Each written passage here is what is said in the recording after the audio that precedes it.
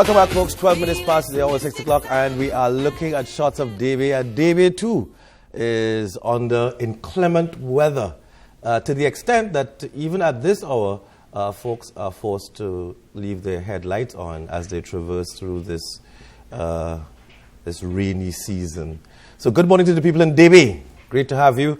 I hope that you enjoy our time together this morning. Well, the government has completely deleted the controversial Clause 7 amendment to the Freedom of Information Act. During Monday's Senate sitting, Finance Minister Colm Imbert said based on the arguments put forward by Independent Senator Sophia Choate, Senior Counsel, and another senator, government has decided to withdraw Clause 7 altogether. To get his views on this and other important matters within the public's domain, we are joined on set by Mr. David Abdullah, leader of the MSJ. Sir, welcome. Thanks, Sid, and morning to you and to everyone in Trinidad and Tobago. Does this Clause 7 remind you of Section 34?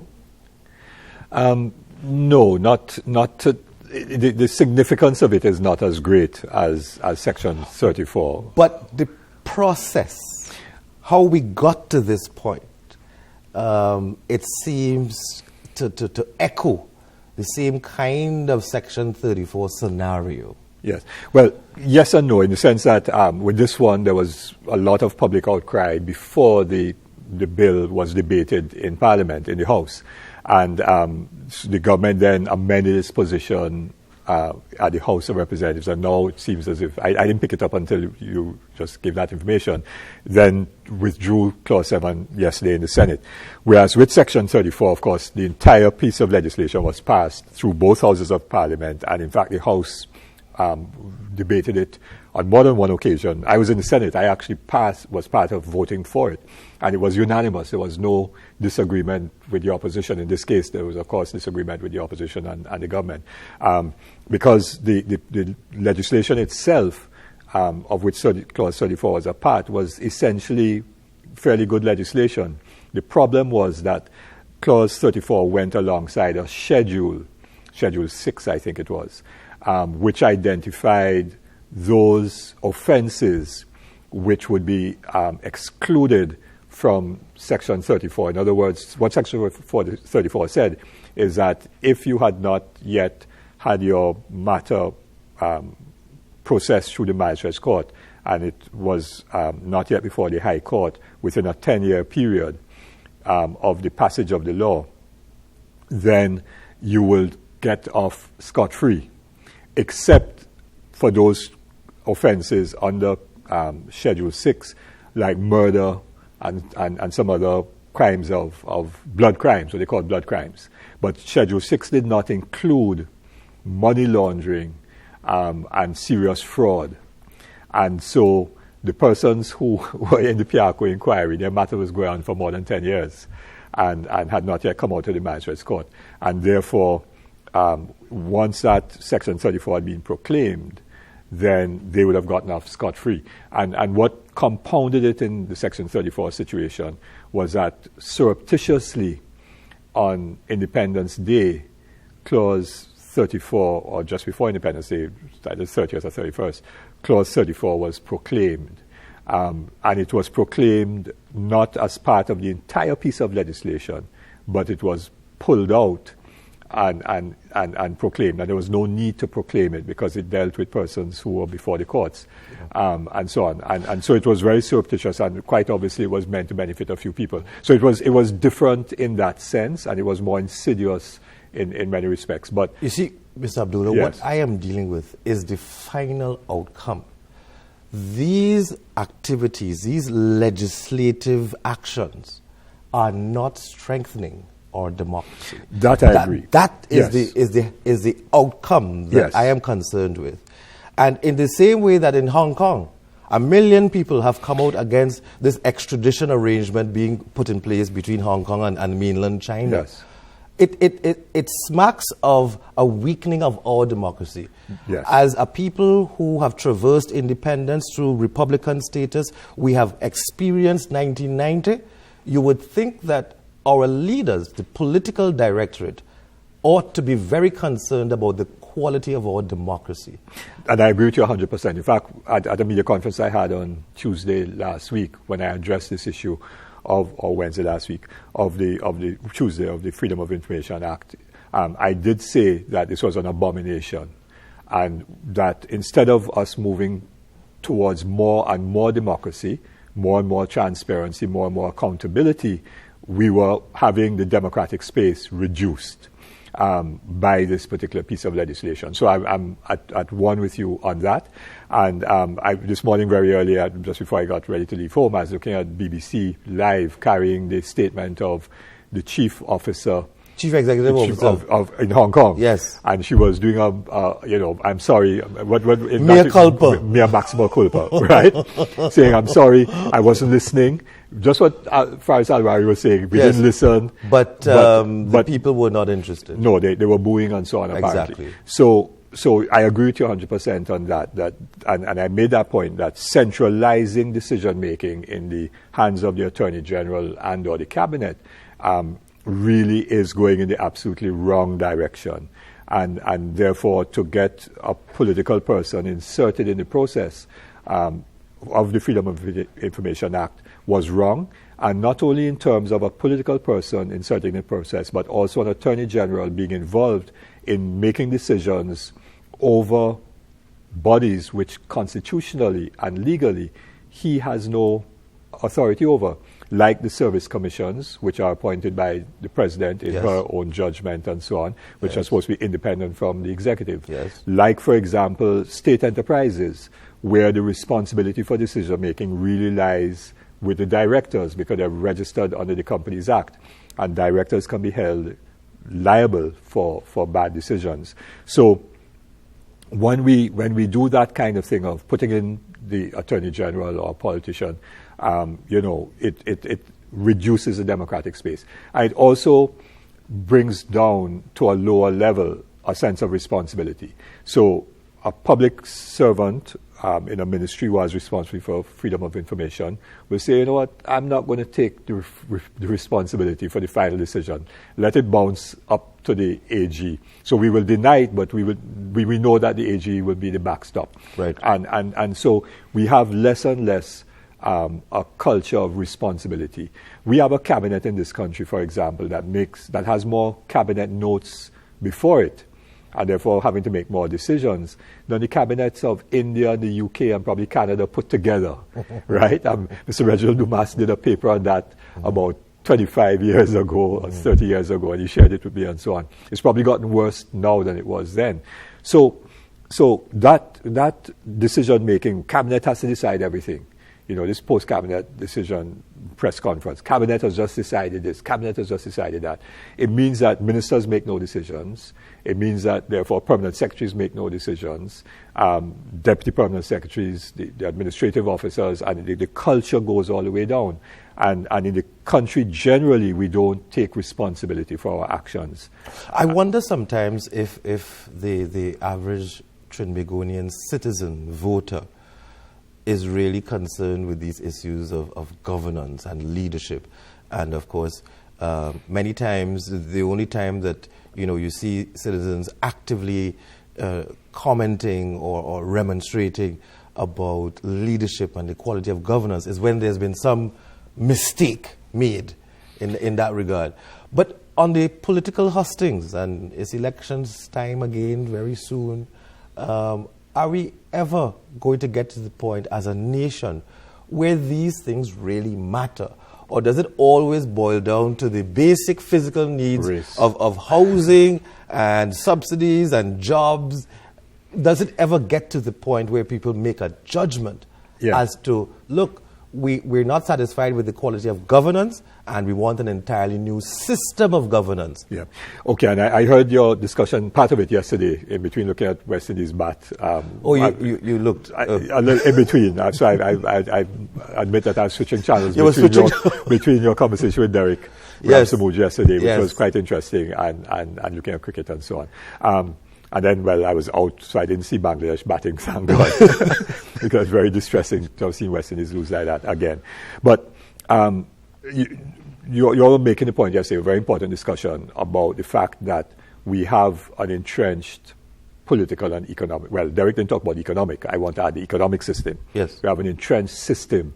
And those who get into political office, whether they be PNM or UNC, have reinforced the political and economic system to the benefit of the status quo. Yes. What we could call the 1%, if you wish. Fine. Right? And 1% for me is not an ethnic category. Yes. It is an economic category of people, including the multinationals, Yes. who control the majority of the wealth in the country. Because often when we in Trinidad and Tobago talk about who controls the majority of wealth, we would look only at large local business people. But we forget right now that the multinationals really are large and in charge. It just took back Sagicor, right? The Royal Bank has gone, RBTT went, and so on. The energy sector is almost completely dominated by multinationals. So we have to identify that the economic and political system has been buttressed and supported by the PNM and the UNC. And what has happened is that from 1986 to, if you want to say 1981, after Eric Williams died, we have really changed prime ministers, in some cases parties, almost religiously every 5 years. 81 was George Chambers, 86 was Mr. Robinson, 91 was Mr. Manning, 95 was Mr. Pandey. Mr. Pandey won again in 2000 but lost it, in that 1818 Thai business and so on. Mr. Manning came back in, and then of course he went out after 7 years, and Mrs. Prasad Bissessa came in, then Dr. Rowley. So people have been saying they're not happy with the state of governance. Right. But what they've done is to focus on changing the party in power, or maybe the leader. Right. But not recognizing that those parties and those leaders are in fact part of the system and therefore part of the problem and can't change it. And I think we are getting to the point now where people are saying, well, in 2010, we had a new person, Mrs. Prasad Bissessa. 2015, we had a new person, Dr. Rowley. 2020, we know what Dr. Rowley will do. We know what Mrs. Prasad Bissessa will do because there's a track record for both of them. And leopards don't change their spots. They're going to behave in exactly the same way. And therefore, I think people are going to be saying, we now have to recognize that not just putting other people in government who are not part of the PNM or not part of the UNC, but also someone and a party that is prepared to change the system, challenge the status quo, and bring about fundamental change, real change, not small change. To whom do we look therefore? You have Philip Alexander's party, PEP. You have these new parties emerging. Michaela Pandey, she has launched her party. I was speaking with Mr. Edwards yesterday, Nikolai Edwards. He has launched his party. He calls it the Progressives, the Progressive Party. There is the MSJ out there. I don't know the situation with Mr. Jack Warner's situation, the ILP and so on. Yeah. But to whom will the nation of Trinidad and Tobago turn to effect this fundamental change? Or does it yet have to be a sort of a coalition arrangement that will somehow convince people that, look, we do have balance? Yes, that's a $1 million question. Of course, I would say that from a purely selfish point of view, if you want to put it like, some people will argue from a purely selfish point of view, that the MSJ is the only real alternative. And I say that not on any basis of ego or anything like that, but because many of us in the MSJ have been walking the talk for quite some time, and have been engaged with communities on the ground in fighting around their problems and so on. Not about votes and so on, but trying to resolve problems for them and so on. Not as much as we would like to do and not as consistent as we would like to do, but we have walked the talk. And we've been thinking about the key questions of what needs to be changed in this country. Because, Lloyd had these fantastic sayings, right, which a lot of pearls of wisdom. And one of the things he said is that many times people get into government and they're like the manikou. When the lights hit it, they freeze. They freeze, right? And they don't know what the hell to do. And so the PNM said in 2015, we're ready and ready. But the last 4 years have demonstrated that they were not ready. Because, look at the mess with this Freedom of Information Act. and so many other things. They're just not, they weren't ready, and so on. So you need to, when people are coming in, quite apart from a certain integrity that you want to bring, and over a long period of time, demonstrating that you're serious about change and you've been walking the talk, but you also have to demonstrate, I think, that you have the kinds of ideas and policies that can change the thing based upon a different philosophy, Because one of the problems we have here, and I worked with a little book, I know we get to labor in a while, Labor in the West Indies, which was written by Sir Arthur Lewis, then Arthur Lewis as a young economist in London in 1938-39, when he wrote about the strikes and protests in the British West Indies in the 1930s, from 34 to 38. And he made the point, that West Indian society will become what labor makes of it, because it was ordinary working people that were in the forefront of bringing about change for more democracy, the right to vote, for education, proper education, access to education, healthcare, housing, those things, unemployment insurance, workmen's compensation, a whole range of things like that. Independence, self-government. All of those things were part of the vision of the early labor movement. Nationalization of the sugar industry, cooperative farms, breaking up the plantations, nationalization of oil, and so on. So there was a huge vision. And in a sense, the development of our societies up until, I would say, the early 80s was based upon a vision. And the leaders that came out, some of them out of the labor movement in the other Caribbean islands, but in Trinidad and Tobago, people like Dr. Williams and so on, but who understood, in a sense, that philosophical basis of and vision of where the society should go, took us to a certain point. It did, and what we didn't cater for, and this is the argument, in the post-independence era, what we didn't cater for, we felt that once the state owned the commanding heights of the economy, it automatically meant that we, the people, owned it. But what we didn't cater for was the capturing of the state by particular interests in the society. Yes. And this is why we are still in this mode of changing faces, but not changing the races. And what we need to get to is a point where we recognize that there's a fundamental flaw in our democracy and treat with that fundamental flaw. But that conversation has been stymied over the years. And to this day, while everyone will agree, look, we need constitutional reform, but there is no movement. No, because those in Parliament not interested. Well, then forget what's happening in Parliament. Where is the people's movement for constitutional reform? Right. And I think, Dennis Panty and myself, we started the constitutional reform. It was originally called Committee, then became Constitutional Reform Forum, coming out of the issue of Mr. Robinson as president not wishing to appoint the senators who had lost the elections, right? And we had a meeting in January in 2001, and that was the start of the thing. I called people that meeting was on PSA rooftop at the time. And so we were working hard around that issue. My sense of it, and it's coming back to something Derek Ramsey-Mouge made, a point he made yesterday, which is a point that I have been hammering home to colleagues in the labor movement as well, and that is who holds state power is really the most fundamental question at this time. Because it is only if you, in fact, have state power that you're going to be in a position to bring about that transformation. Good. Who can pick up the phone and call the Prime Minister and he'll answer the phone? Who can do that? Maybe Coco, no. I don't know.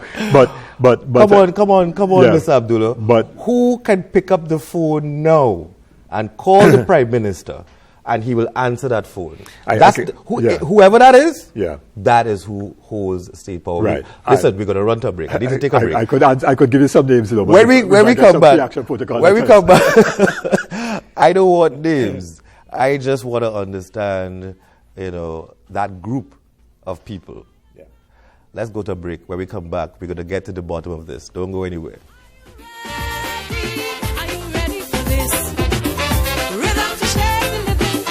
Rhythm to raise the dead, rhythm to purge the pain from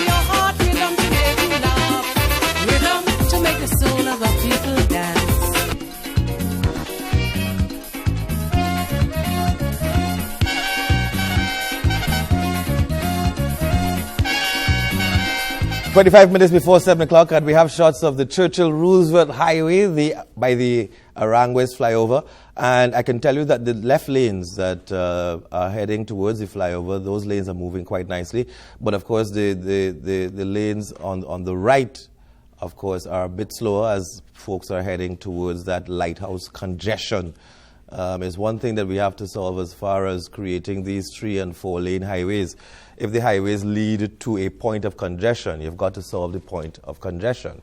That's exactly what Ryson Road has turned out to be, another point of congestion. So it's great. You'll move quickly from the east to the west, but then you'll spend another half an hour just traversing 100 feet on Ryson Road. Welcome back, folks. Having a very important discussion with Mr. David Abdullah, leader of the MSJ, trying to understand the quality of our democracy and how we improve it.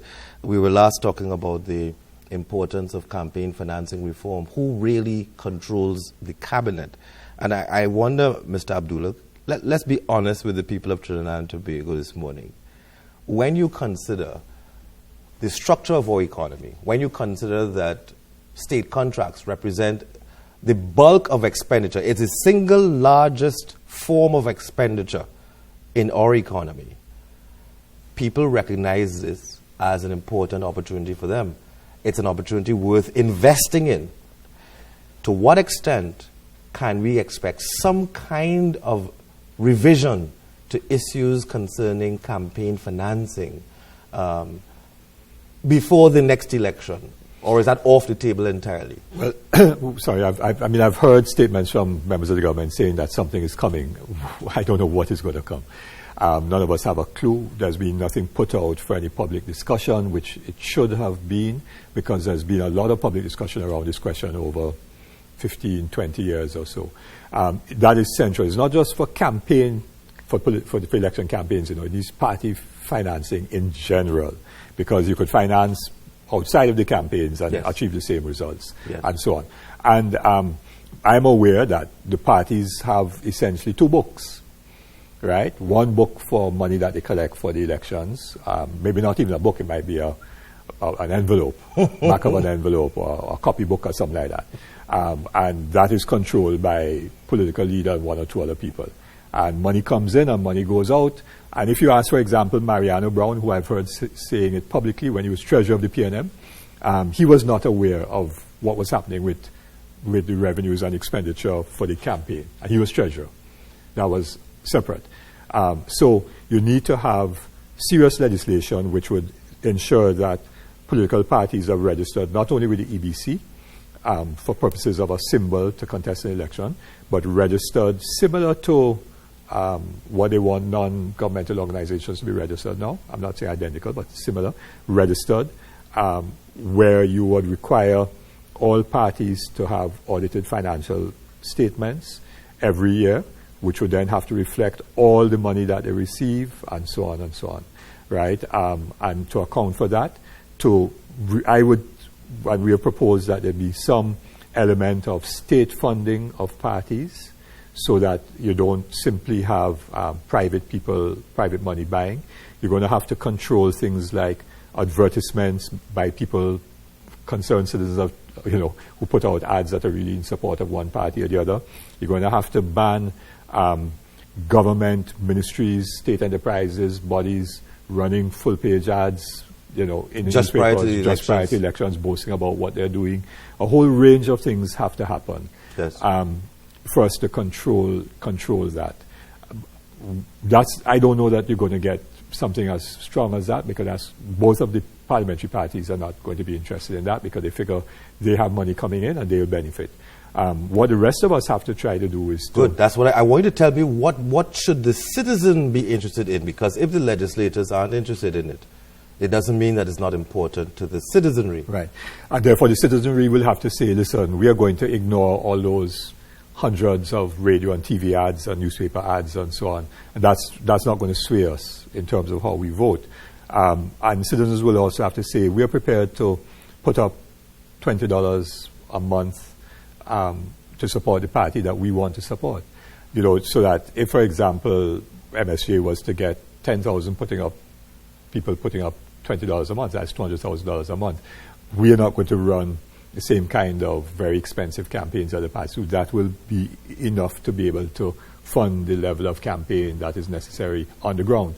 And people will have to ultimately say, listen, we don't want to have parties that are funded by people who have one party card, which is PIP, party in power, because the wealthy finance both parties. Yes. And whichever horse, because they're backing both horses, so you can't lose, they can't lose. And whichever the horses comes in, they then ensure that they get contracts to repay their investment. But what I've observed over the years as well is that there's this incursion of pronouncements from multinationals out of the energy sector, quite timely pronouncements about the prospects for new finds and the prospects for further investment and so on, coming in at a very opportune time in almost supporting the general campaigning strategy being utilized by a political party and so on. So even that to some degree, and it's not just multinationals in the energy sector, but sometimes even multinationals operating in the global financial sector, you sometimes see, these opportune moments being used to pronounce on the prospects for the good life in Trinidad and Tobago and so on. Yes, and so they would, and I questioned, therefore, to be very concrete, I questioned Dr. Rowley going to the headquarters of BP and Shell and EOG or BHP and so on. But yet not the first Prime Minister who has done that. No, and Mrs. Prasad Bissessa did it as well. And then he went twice. He's been twice in about 2.5 years or 2 years. And we still don't know what has come out of that really.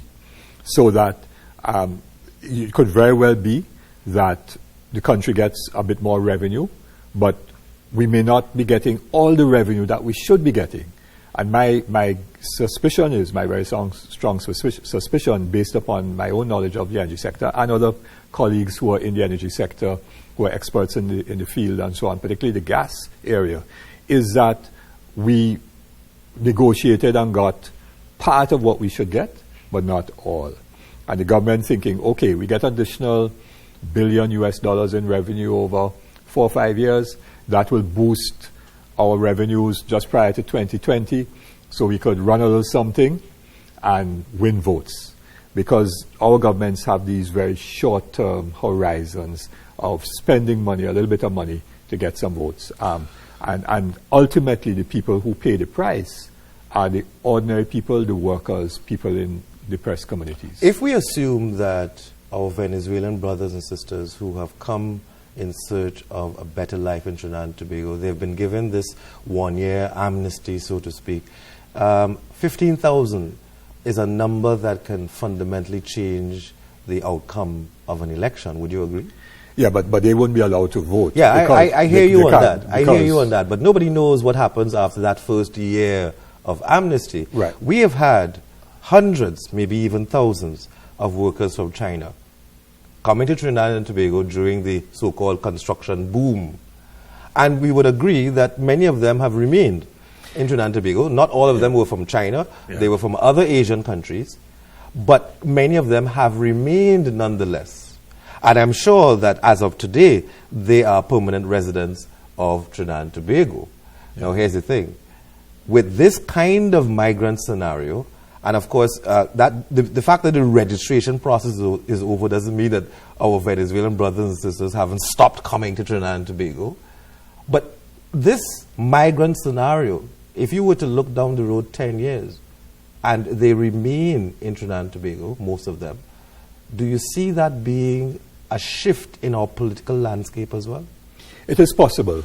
15,000, 20,000 people spread across 41 constituencies can't necessarily change the outcome except in a marginal seat. Exactly. In a marginal seat, where maybe 700 votes might shift it. So it depends. There are lots of questions about that, and people have to be quite aware, because the opposition was raising all kinds of red flags about this Venezuelan thing was for PNM to win votes and so on. When the Representation of the People Act, and it's very dishonest for opposition politicians who know the law to be raising these fear tactics and scaremongering and so on, when the law is very clear about non-nationals who can vote in an election.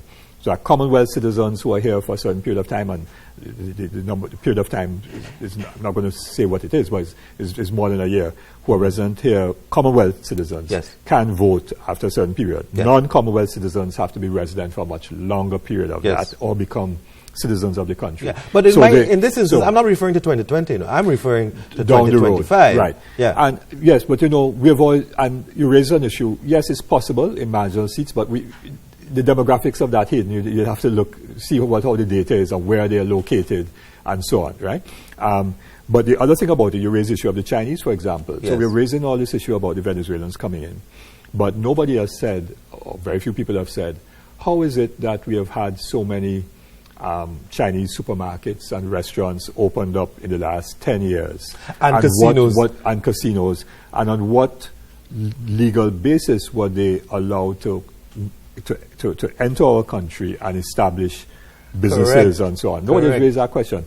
And the number of gyro carts yes, and businesses that have sprung up all over the country. And nobody's concerned about the impact on the health sector, the impact on the education sector, and so on. So, therefore, we need to have a policy about immigration that is transparent and known. We have to address the problems of multinationals operating off the East Coast in particular, and in the oil sector, gas sector, who bring in expats to work for 3 months because you don't need a work permit if you're supposed to have a quote-unquote specialist skill. Right. They come in for just less than 3 months, they go out for a month, and then they return. And they return. Right. When they're nationals who could be doing that job. Yes. All right? So there's a whole range of things that have to be addressed and so on.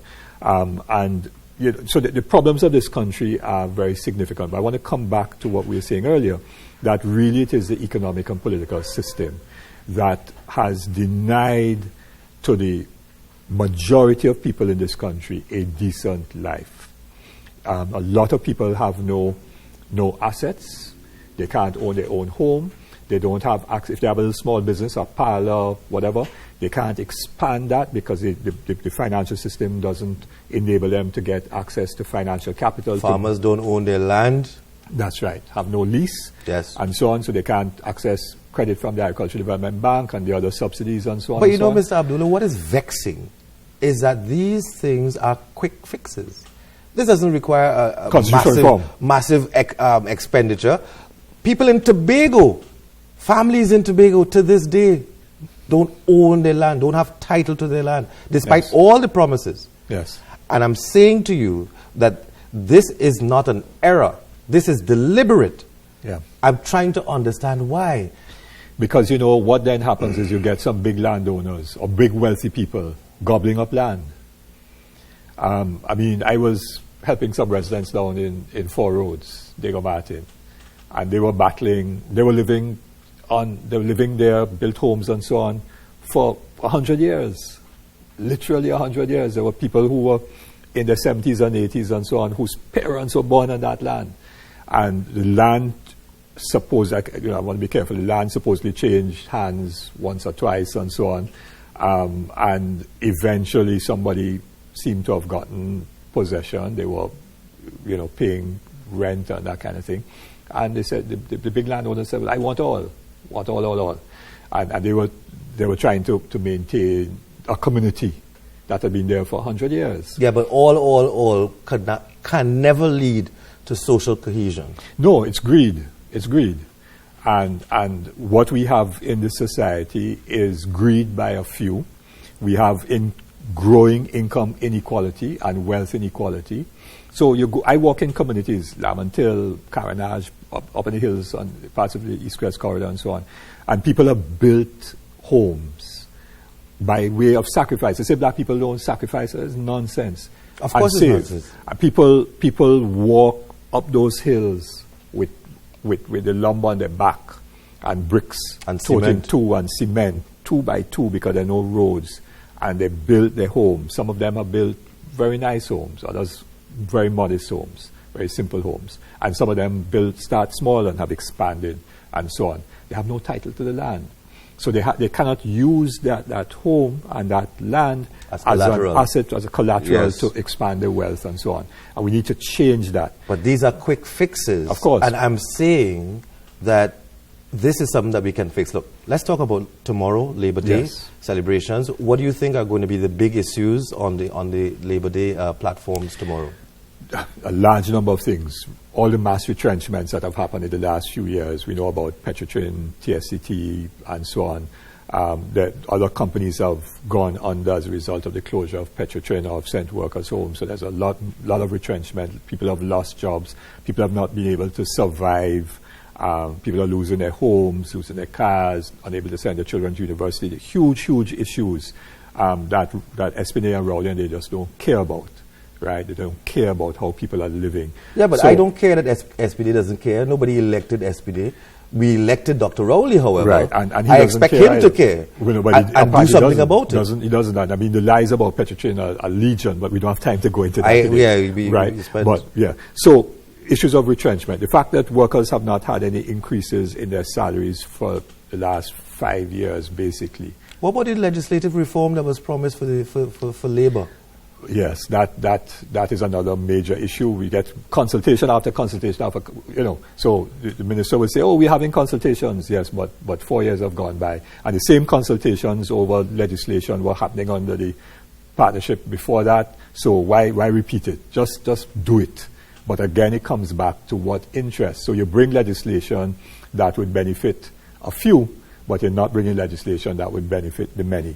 So labor reform, all of those issues will be on the table. There are problems of security officers, Yes. legislation coming up, farmers' problems. We're discussing rain falling, people going to get flooded out. So all of those issues are going to be there.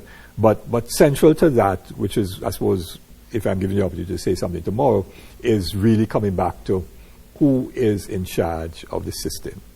And we are in this conundrum, to use a big word, but in this catch-22 situation, chicken and egg, that you cannot depend on either the UNC or the PNM to change the system.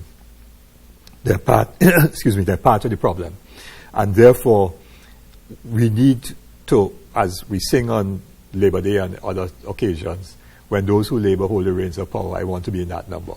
Workers are going to have to say, I have to now trust other people to bring about fundamental change in my interest.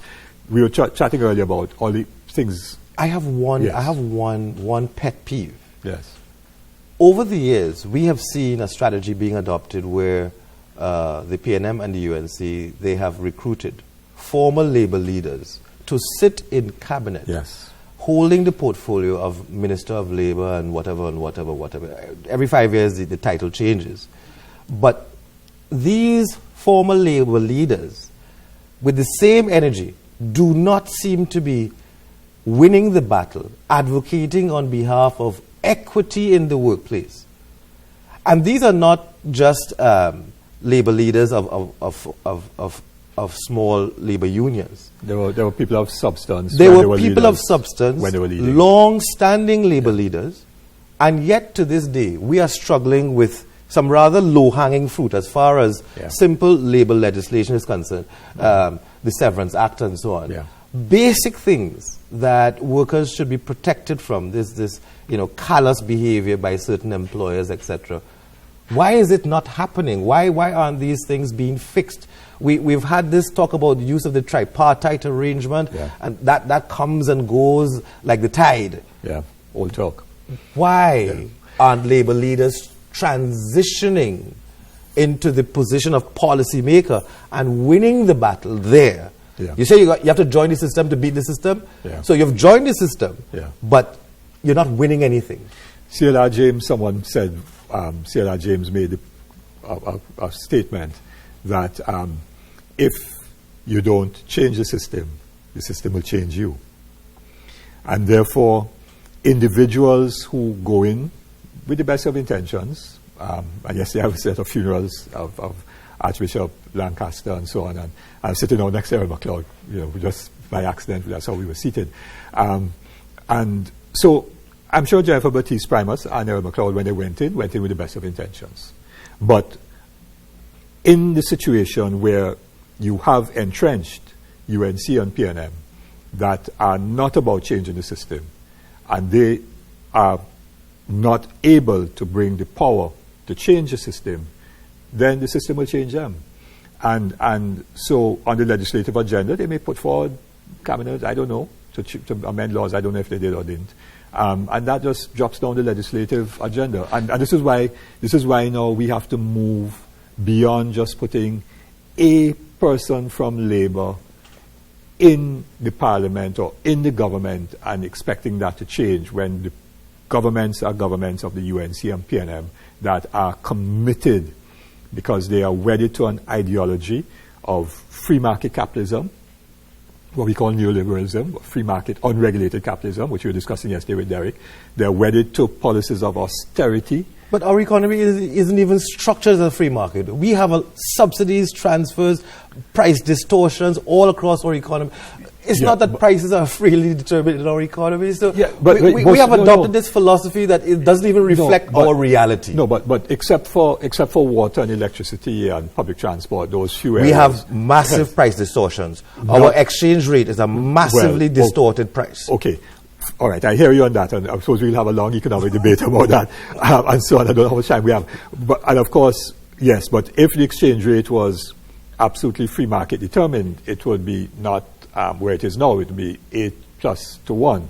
And of course, the people who will benefit from that exchange rate change will be the people who hold huge amounts of US dollars. Yes, but you see, I'm not saying that is what should happen to the exchange rate. Yeah. What I'm saying is that we adopt these philosophies about economic management, but it does not reflect our reality. So we're saying one thing to people where, we let the market decide. If you want to buy Sagicor, buy Sagicor. Let the shareholders decide. If you want to buy RBTT, buy RBTT. Let the shareholders decide. Right? This market philosophy, but it doesn't reflect the reality.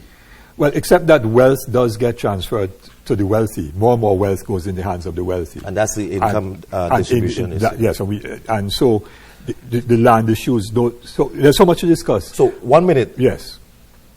Tomorrow, we should all be listening to the important issues being discussed by Labour leaders and all the platform speakers. Yes. And hopefully you will be there as well tomorrow. I certainly will be there. I have missed a June 19th since 1977. Congratulations. Yes. And hopefully people should pay attention. Tomorrow is not just a holiday. No, it is very important. And, sometimes we disregard the significance of and there are 2 holidays back to back, so everybody will say, it's a Friday off. And, it's a long weekend. It's a long weekend, and we think about public holidays in terms of long weekends rather than understanding the significance of the day. Correct. And the fact that June 19th was an important marker in our journey towards where we are now. Yes. But we now need to have laid down another marker and have another revolution of the mind. Of the mind, precisely, to get us further. Mr. David Abdullah, thank you so much for being here. Great to have you. Always fun discussing these critical issues with you. Bringing some clarity and trying to achieve some consensus and ensuring that we have the courage to change. 7 o'clock news is next. Is an abomination. Take a sniff and go. Well, food, clothes and rent is proof. Cost of living gone through the roof.